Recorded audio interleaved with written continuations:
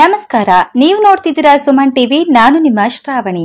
ಆಂಧ್ರ ಪ್ರದೇಶದ ಉಪಮುಖ್ಯಮಂತ್ರಿ ಪವನ್ ಕಲ್ಯಾಣ್ ಅವರ ಕಿರಿಯ ಮಗ ಮಾರ್ಕ್ ಶಂಕರ್ ಸಿಂಗಾಪುರದಲ್ಲಿ ನಡೆದ ಬೆಂಕಿ ಅವಘಡದಲ್ಲಿ ಗಾಯಗೊಂಡಿದ್ದಾರೆ.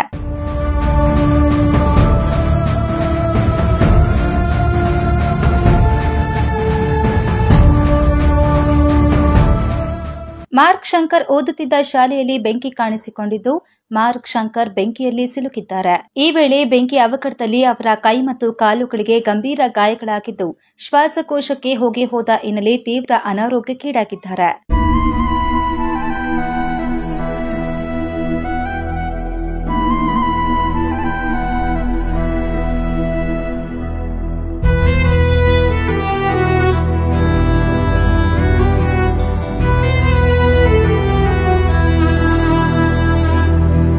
ಸಿಂಗಾಪುರದ ಶಾಲೆಯಲ್ಲಿ ಸಂಭವಿಸಿದ ಬೆಂಕಿ ಅವಘಡದಲ್ಲಿ ಪವನ್ ಕಲ್ಯಾಣ್ ಅವರ ಪುತ್ರ ಗಾಯಗೊಂಡಿದ್ದು, ಅಧಿಕೃತ ಪ್ರವಾಸವನ್ನು ಉಪಮುಖ್ಯಮಂತ್ರಿ ಪವನ್ ಕಲ್ಯಾಣ್ ಮೊಟಕುಗೊಳಿಸಿದ್ದಾರೆ.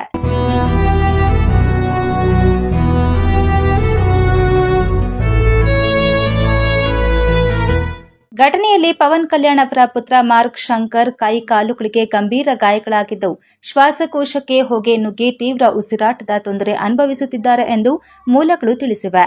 ಸದ್ಯ ಅವರು ಸಿಂಗಾಪುರದ ಆಸ್ಪತ್ರೆಗೆ ದಾಖಲಾಗಿದ್ದು, ಚಿಕಿತ್ಸೆ ನೀಡಲಾಗುತ್ತಿದೆ.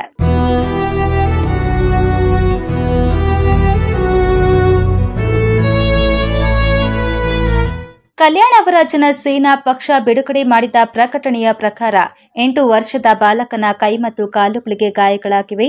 ಹೊಗೆಯನ್ನ ಉಸಿರಾಡಿದ್ದರಿಂದ ಉಸಿರಾಟದ ತೊಂದರೆಯೂ ಉಂಟಾಗಿದೆ. ಮಾರ್ಕ್ ಶಂಕರ್ ಸಿಂಗಾಪುರದ ಆಸ್ಪತ್ರೆಯಲ್ಲಿ ಚಿಕಿತ್ಸೆ ಪಡೆಯುತ್ತಿದ್ದಾರೆ ಎಂದು ಪ್ರಕಟಣೆಯಲ್ಲಿ ತಿಳಿಸಲಾಗಿದೆ. ಬೆಂಕಿಗೆ ಕಾರಣವೇನೆಂದು ಇಲ್ಲಿಯವರೆಗೆ ತಿಳಿದಿಲ್ಲ. ಇನ್ನು ಪವನ್ ಕಲ್ಯಾಣ್ 3ನೇ ಪತ್ನಿ ಅನ್ನಾ ಲೆಜ್ನೇವಾ ಅವರಿಗೆ 2 ಮಕ್ಕಳು, ಮಾರ್ಕ್ ಶಂಕರ್ ಮತ್ತು ಪೊಲೇನಾ ಅಂಜನಾ.